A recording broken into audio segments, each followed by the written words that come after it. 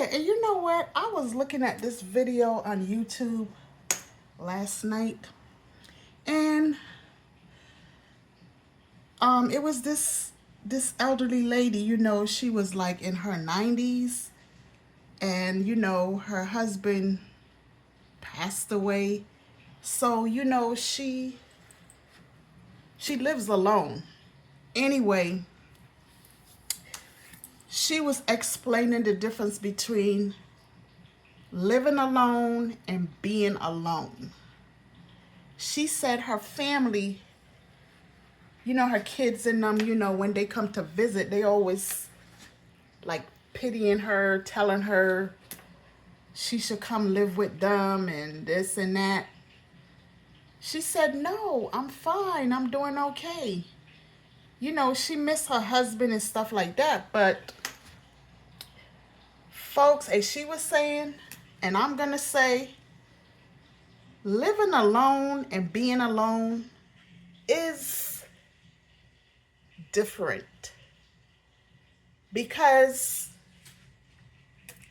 I live alone. I've been living alone for a long time. And there was a point in my life that I felt like, you know,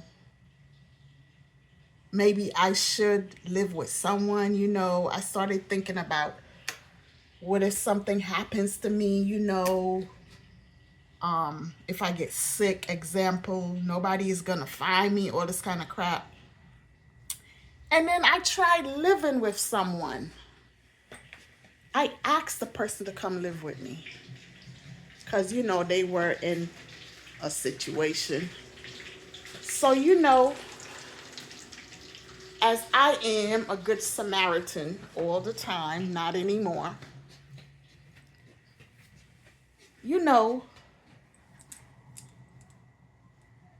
I realized that I wasn't lonely. You know what I'm saying? I didn't need anyone to live with me because, folks, living alone, it's one of the greatest blessings, that you can ask for. You know what I'm saying? When you have someone live with you, oh my God, and you think that you were lonely, that's where all the daggone chaos and confusion comes about. First, it starts out nice, and then afterwards, it goes downhill. Excuse me. You might not argue or fight or whatever, but it's always something. The person might not be a tidy person. The person might be someone that complains about things that you do or that you like to do. You might be the person that don't fuss about this and that, but of course you're going to fuss about your house looking all untidy and stuff like that. And then when you open your mouth and you say something, the person gets upset. You know what I'm saying?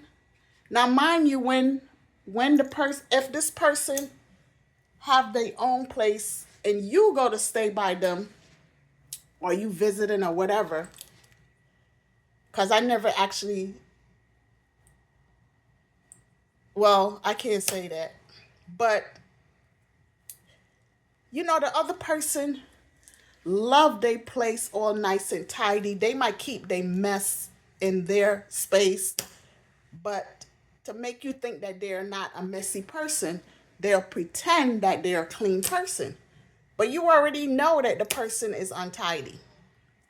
And if you are a person, like me, that opens her big mouth and have to say something about it, then the friendship turns sour.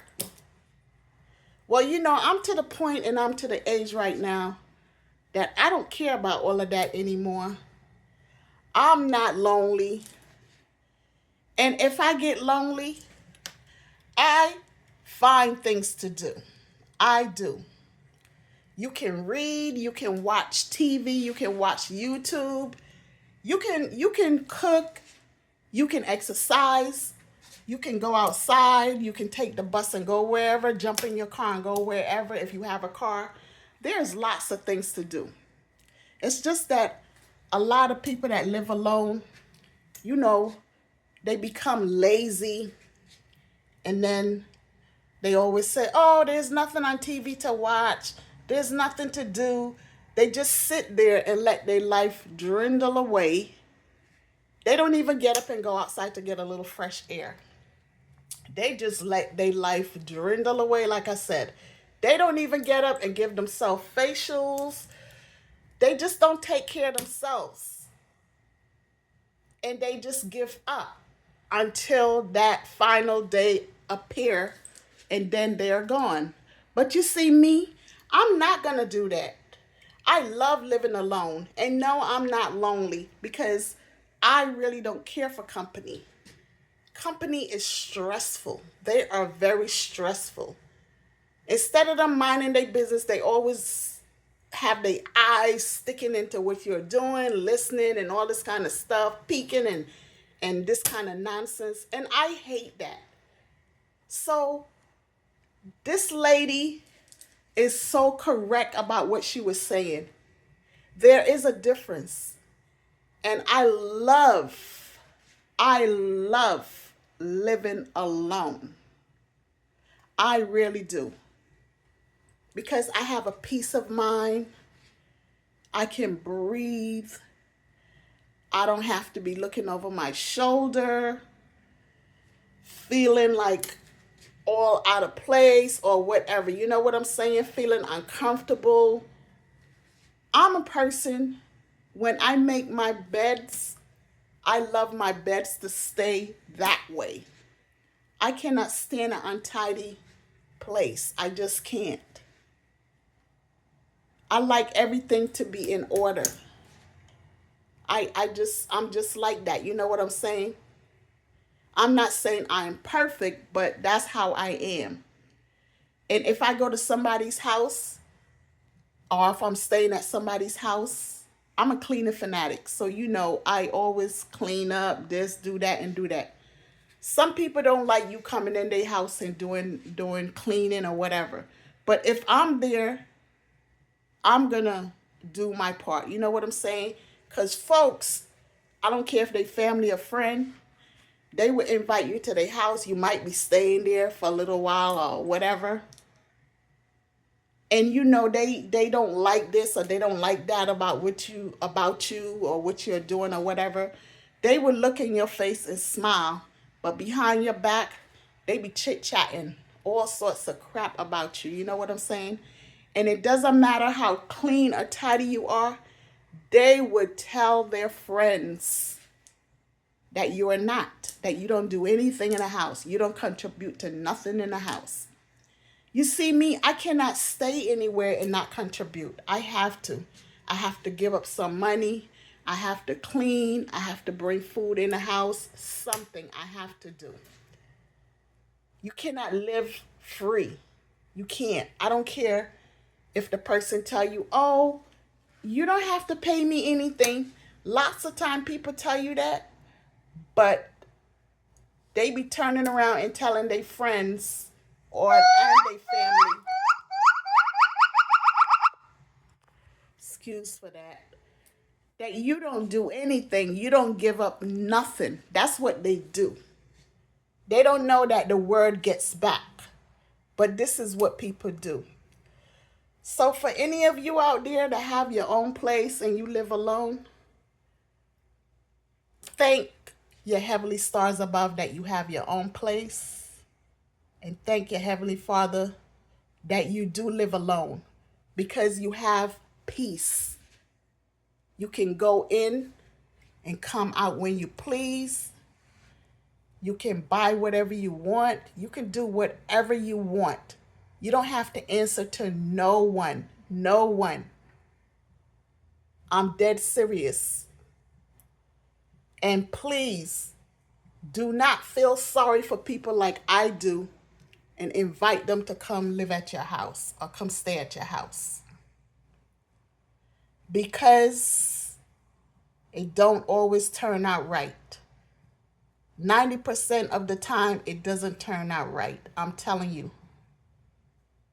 And people might see you in a situation and they might ask you to come stay by them, because that happened to me before. And you refuse, but then when you said okay, and the reason for you coming there was because you was helping out your own. Your own probably was staying there or whatever. And you still get the end of the stick. You still get the end of the stick. So folks, if you have your own place, you have a little apartment, you have a little hole in the ground, try to hold on to it. Try to pay your rent and hold on to it. Not everybody can buy a house. Not everybody can afford to get a house.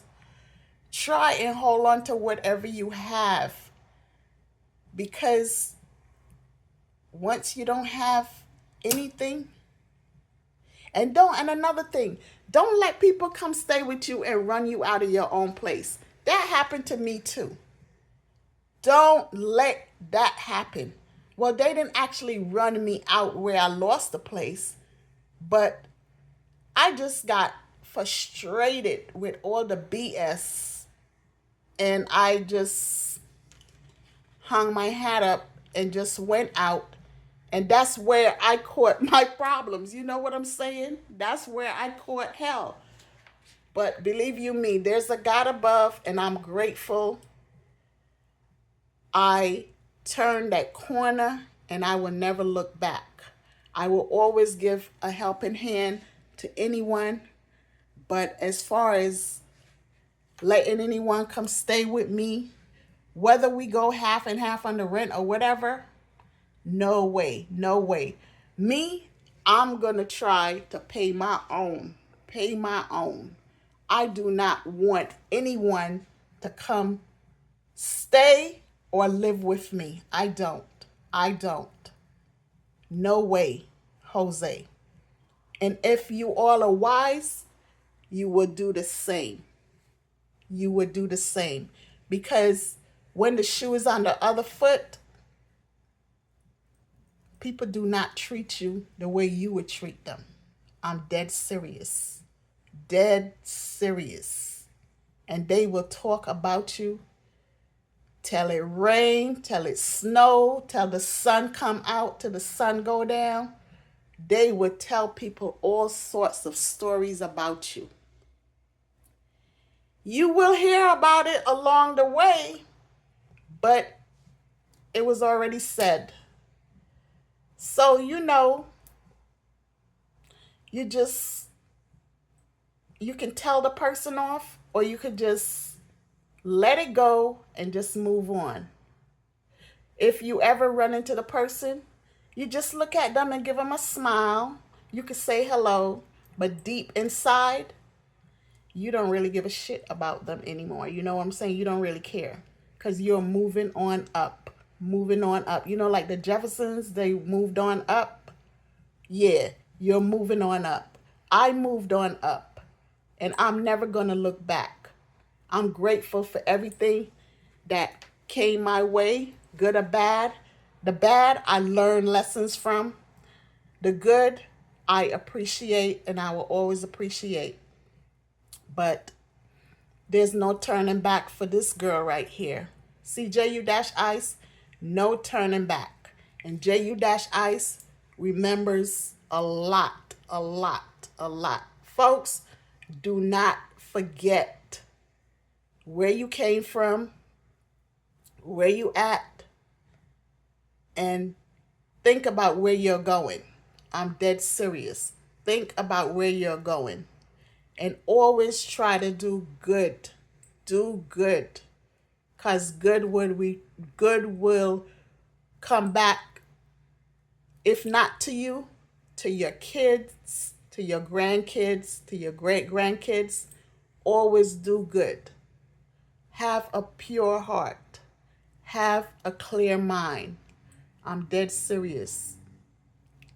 And when that day comes for you to leave this earth, you will go in that deep sleep peacefully with no worries at all. I'm dead serious. You will not be afraid to go.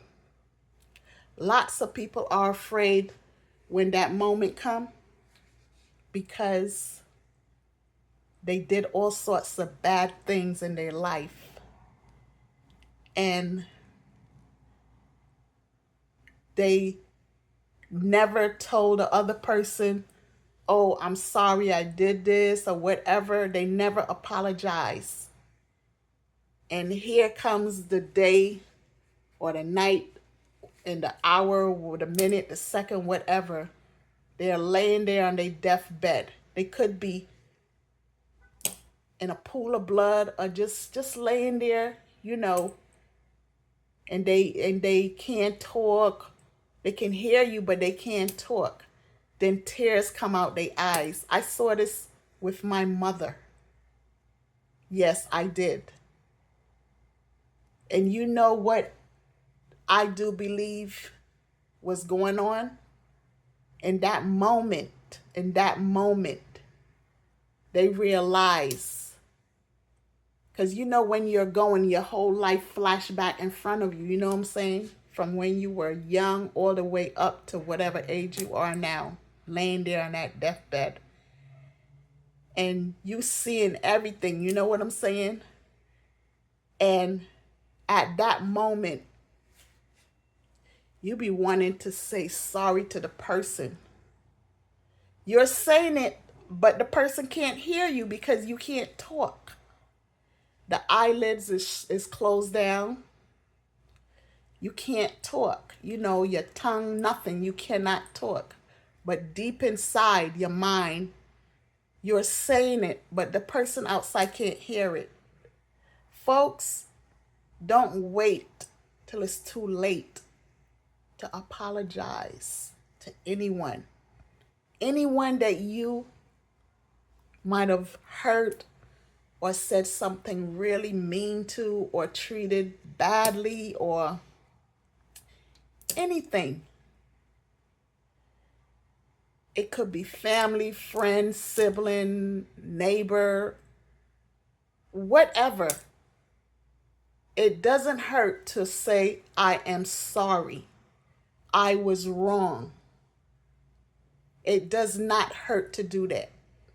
Don't wait until the person is on their deathbed to go and apologize, or you are so ashamed you can't go to where they at because you so ashamed, or you so hard up you don't want to say sorry, but deep inside you really want to because you'll never see or hear from this person again. And the one that's on the deathbed, before you get in that situation, you need to apologize to whoever you did wrong to, whatever.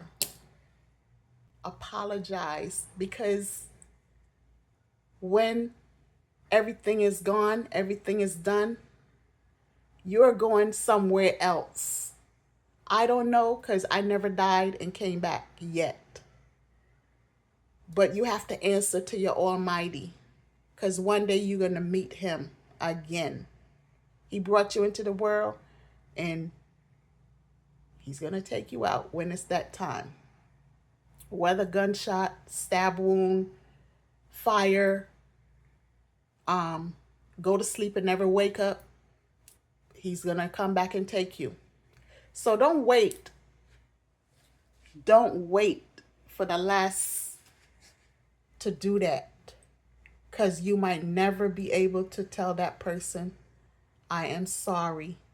I love you. You might never get the chance to say that. And by the way, I placed the cross over my mother's forehead with my right hand, and I said to her, do not worry about us. Us, I meant her kids. We are going to be okay. Just look into the light and go. And this is what I told my mom on her deathbed. I had some family members that were standing around that heard exactly what I said. And a tear came out my mom's eye, right here. 2 tears, right here and right here. She couldn't talk. She couldn't move her eyes around because when it's that time, the lid, there's a glass lid that comes down. A cousin of mine explained this to me years ago. She's older. And I saw a movie with it. If God wasn't ready for you, that lid would go back up. But when it's that time, that lid comes down and it's shut. Your eye is still open, but the ball of the eye cannot move nowhere. It just stay there. And you can feel the person. My mom was warm, and she was sweating a little because I touched her forehead and I felt the sweat and stuff. But yeah, and I was glad that I was there to give her that send off. You know what I'm saying? No, I didn't cry. I don't cry when people die. It's weird because I cried. It killed me when my sister passed away. I don't know why, but I don't usually cry. And when my daughter lost her son, her first child, I cried. But how I cried, I went into the bathroom. I didn't cry in front of others. I sat in the bathtub and I cried, to myself. But I don't usually cry when a person passes away. I just don't. I don't know why. Some people say I'm cold or whatever. Well, when I say some people, I meant family members. But I'm not really a cold person. I'm not. I have to put up that wall so others don't get in to destroy me. I let it down too many times, and I'm not about to let it down again. You know what I'm saying? I don't need no hurt. I don't need no pain, nothing. So, folks, you always have to keep a wall up. You can't let the wall down, because people will come in, bad people. You think they are not, but they will come in and they will destroy you. They will tear you down to the ground, and they will continue to do it until you do something. You become stronger. You get up. You put that wall right back up, and you don't let nobody come over there. You hold your guns behind that wall, because if they climb over that wall, you just pop, knock them down. But you don't let nobody come in to destroy you. I'm dead serious. I've learned. I made a lot of mistakes in life, but I've learned. And they say mistakes, are supposed to make you learn and move on up. Some people make a lot of mistakes and they don't learn from their mistakes. They continue doing them throughout their life. But mistakes are things that we all gonna make. We all have made. No one is perfect. The key to that is learning from your mistakes. Learning from your mistakes, and don't try doing it again. Don't go over, don't repeat it. Don't repeat it. Perfect word, don't repeat. And everything will be okay. Everything is going to be okay. So living alone and being alone, it's a difference. Thank God that I live alone. I'm at peace. I'm happy. So y'all have a blessed day. As you can see, the sun is trying to come out, peeking out the cloud. Bye.